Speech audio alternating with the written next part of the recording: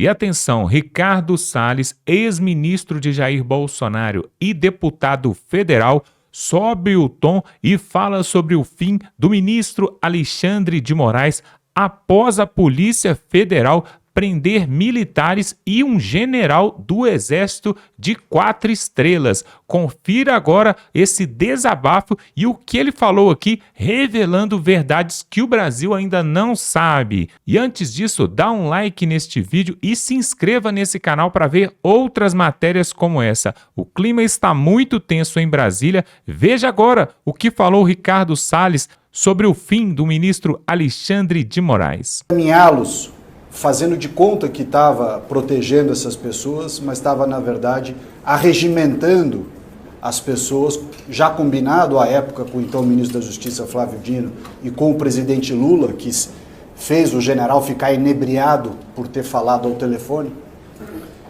arregimentou essas pessoas, iludiu essas pessoas, né? Cometeu o crime de perfídia, que se nós tivéssemos uma justiça militar séria, faria julgar este general Dutra pelo crime de perfídia, encaminhou essas pessoas para a prisão.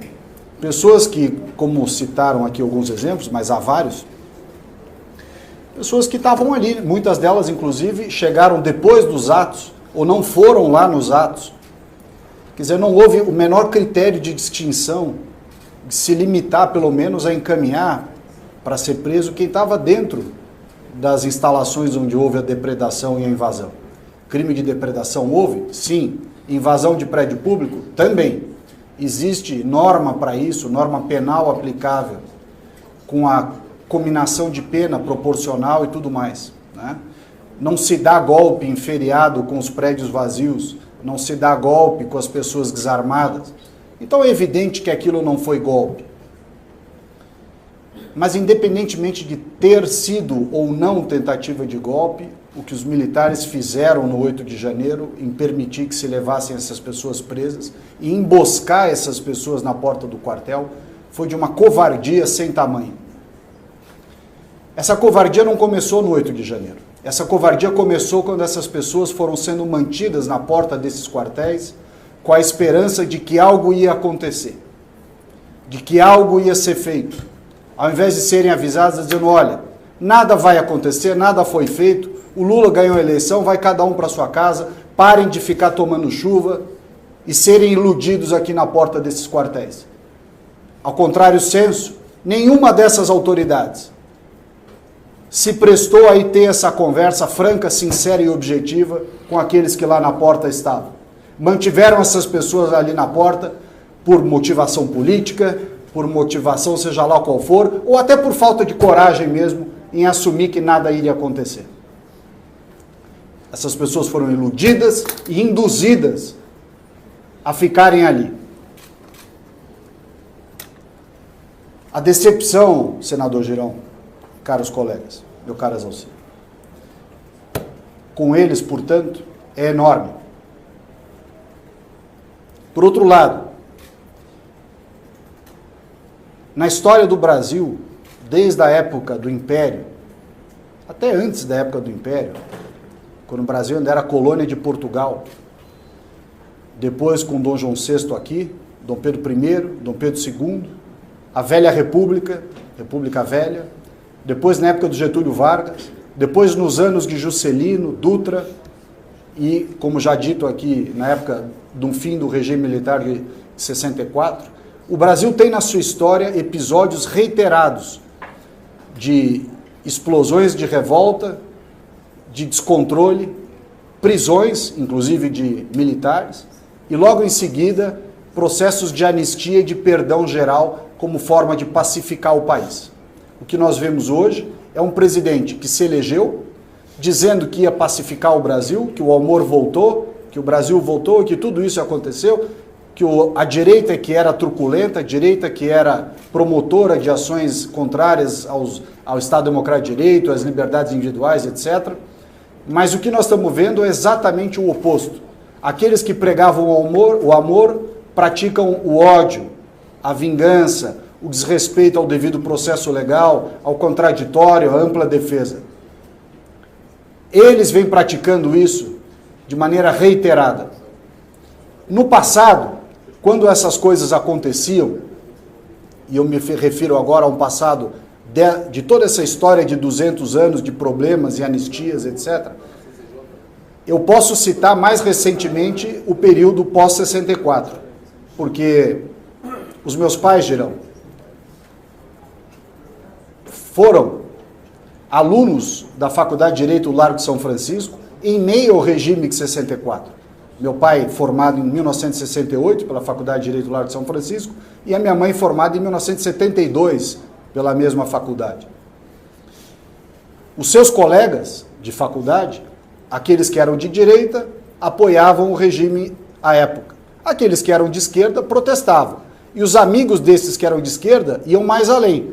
Praticaram aqueles atos, muitos dos quais citados aqui, de assalto a banco, sequestro, expropriação, que era o eufemismo que eles diziam para roubo, né? Justiciamento e tantas coisas. Mas naquela época, os juristas com J maiúsculo do Brasil, mesmo aqueles que não eram de esquerda, muitos eram de direita, muitos eram inclusive ministros do Supremo Tribunal Federal à época, muitos eram senadores, se insurgiam contra os abusos e procuravam defender aqueles que estavam sendo, de certa forma, perseguidos, ainda que tivessem praticado algum crime, mas havia uma certa compaixão pelo ser humano, havia uma certa condescendência para com as famílias, mesmo em relação àqueles que estavam presos porque fizeram alguma coisa durante aquele regime de 64.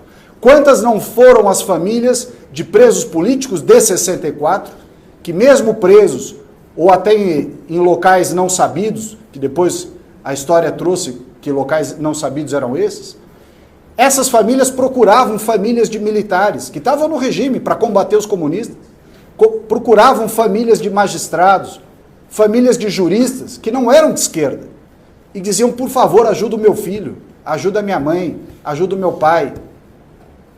Ele está sendo torturado, ele está sendo preso, ele está injustamente preso, foi removido para não sei onde. E essas pessoas eram ajudadas.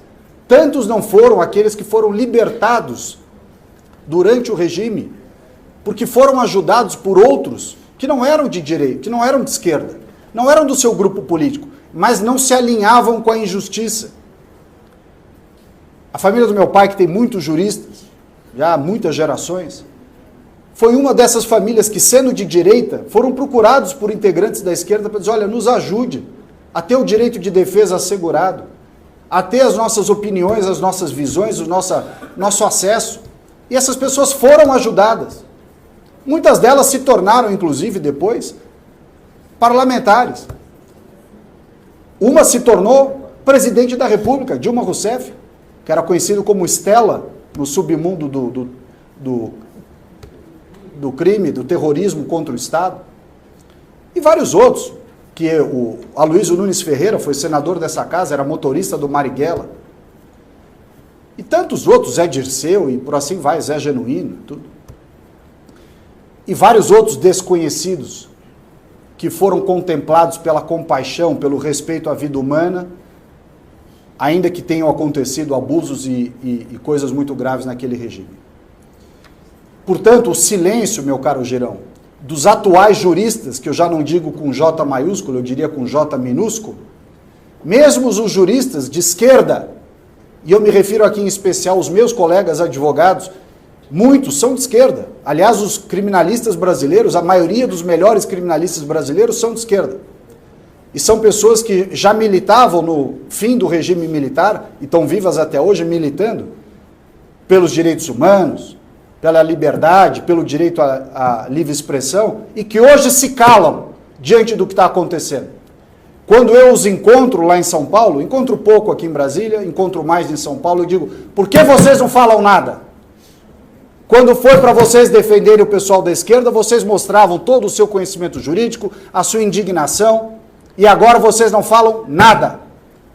Magistrados não falam nada. Membros do Ministério Público não falam nada. A OAB, me dá vergonha ver a minha entidade, que eu sou obrigado a ficar afiliado, porque se não fosse eu já tinha me desfiliado. A OAB não fala nada. Essas pessoas não falam absolutamente nada do que deve e precisa ser falado da forma séria, correta, objetiva e incisiva, como deve ser falado. Mas a vergonha não recai só sobre esses militares e esses juristas com J minúsculo. Recai, infelizmente, aos políticos, sobretudo dessa casa, que pelo seu papel constitucional deveriam se posicionar como deve acerca de abusos praticados pelo Poder Judiciário. E é a omissão da presidência, da Comissão de Constituição e Justiça e de muitos dos membros desse Senado da República que tem permitido que isso se alongue da forma que se alonga. Não sei se é por rabo preso, por compromisso político, por curriola, ou seja lá o que for, mas não fazem o que deveriam fazer. Fazem bem os acordões, agora aqui para a sucessão da presidência da Casa, para rapidamente aprovar as emendas parlamentares para serem pagas, isso tudo de uma eficiência tremenda. Se alinha esquerda, direita, centro, para cima, para baixo, mas na hora de fazer sobre esse assunto, essa grande injustiça que já dura muito tempo nesse país, cada um corre para o lado, faz um discursinho e volta para as suas tarefas. A Câmara dos Deputados, sob a presidência da Carolina Detoni, vinha avançando num projeto cuja relatoria era do deputado Rodrigo Valadares, e de novo, a exemplo do que eu disse aqui, também foi atacada por uma manobra regimental que fez mudar o trâmite daquele projeto que estava lá na CCJ para uma tal comissão especial. Pois é, pessoal, é realmente um absurdo o que tem acontecido ali em Brasília, mas agora nós vamos mostrar o desembargador Sebastião Coelho e olha só o que ele tem para trazer aqui. Ministro Moraes sofre uma grande derrota ali em Brasília, pois teve um deputado, um parlamentar, que resolveu peitar e descumprir a ordem de Moraes. Você vai ver aqui agora o que aconteceu com ele, porque o Moraes expediu uma ordem, mas ele falou, não vou cumprir, e agora você vai ver o que aconteceu. Quem vai trazer para nós é o desembargador Sebastião Coelho. Confira essa matéria e voltamos em seguida. Olá pessoal, eu estou fazendo esse vídeo para manifestar a minha alegria, o meu contentamento com a atitude corajosa tomada pelo deputado Marcel Van Harten. Ele foi intimado de forma arbitrária para comparecer à Polícia Federal e não compareceu. Fez valer o que está escrito no artigo 53 da Constituição Federal. Mas o deputado Marcel Van Harten, o deputado Cabo Gilberto, que também está com um inquérito aberto, não pode ficar sozinho. Se eu fosse deputado federal, eu convidaria todos os demais colegas a que levassem para o plenário a mesma foto que o deputado Marcel apresentou e falassem as mesmas palavras. 200 deputados federais. Esse é o momento da resistência, senhores. Senhores são nossos representantes. Não é admissível que depois de uma audiência pública daquela, depois da manifestação do presidente da Câmara dos Deputados, no sentido da defesa dos parlamentares, o diretor da Polícia Federal vá a um evento e diga, não, vamos continuar abrindo inquérito, não, a imunidade não é absoluta. Presidente Arthur Lira, alagoano, meu conterrâneo, o senhor resolve isso com uma ligação. O senhor faz uma ligação para o presidente da República e exige a demissão do diretor-geral da Polícia Federal, porque está afrontando a Câmara dos Deputados, está afrontando o povo brasileiro.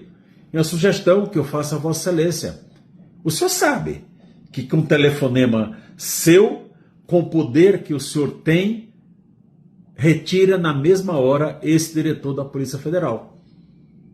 Então, senhores parlamentares, fica a minha sugestão. Se unam e façam uma foto, um vídeo dentro do plenário da Câmara dos Deputados, mostrando que a mensagem do deputado Marcel Van Harten é a mensagem de todos, que é a defesa da prerrogativa do exercício livre do mandato que os senhores receberam. E diante desses tempos incertos em Brasília, entre as Forças Armadas e ministros do STF, vejam só o que falou um general do Exército que não está gostando dessa situação. General diz que país vive tempos incertos e que o Exército é uma instituição do Estado. Foi o que falou aqui o general do Exército, Guido Naves. E aí na matéria aqui do UOL, fala o seguinte: em meio ao impacto da prisão do general Walter Braga Neto no inquérito do fatídico golpe, a investigação que atinge outros oficiais de alta patente das Forças Armadas, o general Guido Naves afirmou nessa última terça que o momento é de aflição e causa preocupação com os caminhos que as coisas vão tomar. E ele ainda acrescentou: é preciso muita força de caráter, de ideal, muita coragem, moral para tomar muitas decisões que precisam ser tomadas neste contexto, afirmou aos jornalistas após a cerimônia que marcava ali a despedida do Comando Militar do Sudeste, em São Paulo. O general disse que o Exército é uma instituição do Estado e preza pela legalidade e pela institucionalidade. Ele falou: entendemos que seja talvez um momento de um processo de maturação da sociedade que é constante. A história é feita por saltos de maturidade em várias questões e nós estamos passando por isto também agora. Mas não deixa de causar uma certa aflição, muitas vezes pela incompreensão de muitos, foi o que acrescentou o general do Exército. Pois é, toda essa situação é claro que não vai terminar bem. Se alguém acha que isso tudo vai acabar em pizza, se alguém acha que o ditador da toga vai continuar para sempre comandando as coisas ali em Brasília e vai ficar tudo por isso mesmo, não vai. Por quê? Não só esse general que falou agora, mas também outros generais, as Forças Armadas estão indignadas com a posição que eles estão tomando. Por quê? Foram feitos também de gato e sapato. Porque nessa história, na verdade, as forças militares deveriam ficar do lado do povo, mas não puderam porque outras forças maiores ali em Brasília os impediram de fazer isso. Então, pela primeira vez, nós vimos que as Forças Armadas não tiveram voz num país onde diz que é soberano, né? Eu queria ver se esse país fosse invadido por uma outra nação, o que eles arrumariam? Porque as Forças Armadas estão hoje, parece que sem direção. Uma hora obedece ao Lula, outra hora obedece a um ministro do Supremo, outra hora não sabe nem a quem obedecer, e o povo ficou ali 70 dias na porta dos quartéis, e o que eles ganharam? Prisão, cadeia, e alguns estão até mesmo exilados, fugidos do país. E aí nesse dia 8 de janeiro agora, né, completando aí mais 2 anos, aí, né, quase 2 anos de que aconteceu aquele fato ali na Esplanada dos Ministérios, o Lula diz que tem que comemorar porque devolveu-se a democracia, né, e foi restabelecida a ordem em Brasília. Que vergonha! Esse país não é um país de pessoas sérias, porque se fosse, nós não teríamos condenados na frente do poder ali, e ainda outros querendo voltar, como Eduardo Cunha, Sérgio Cabral e outros mais, que querem voltar à política já em 2026. É um absurdo tudo isso. Eu quero que você coloque aqui nos comentários se você acredita que tudo isso vai terminar em pizza e que o general ali, Moraes, vai continuar dando as ordens e comandando o país, ou se não, de repente aí, né, com a chegada de Elon Musk e de Donald Trump ali nos Estados Unidos, isso pode reverberar aqui para o Brasil e pode finalmente, né, acalmar os ânimos e pacificar a nossa nação. O que você acha? Coloque aqui nos comentários, porque realmente é um absurdo. Quando a gente vê o judiciário peitando as Forças Armadas e eles ficam caladinhos, aí você pensa, então a vaca já foi pro brejo. Eu quero te pedir para se inscrever nesse canal, na verdade fazer um convite. Se você está assistindo até agora aqui e ainda não é inscrito, tem aqui um botão Você se inscrevendo neste canal, você só tem a ganhar. Por quê? Aqui nós vamos trazer matérias e notícias que são verídicas, verdadeiras, fatos que estão acontecendo hoje, mas que se você ligar a TV não vai ver em nenhum telejornal. Porque não adianta nós passarmos aqui o que você já tem visto no dia a dia. Não, nós queremos trazer a verdade e fatos inéditos que você não vê em lugar nenhum, tá bom? Então se inscreva aqui no canal, não dura nem 3 segundos, é gratuito, 100% gratuito e muitas pessoas assistem nosso canal e ainda não se inscreveram. Confira aí sua inscrição, vê se você está inscrito, dá um like nesse vídeo, pessoal, para fortalecer aí. E nós vamos continuar aqui lutando pela liberdade, porque se os bons se calarem, os maus vão tomar conta e isso nós não vamos deixar. Até a próxima.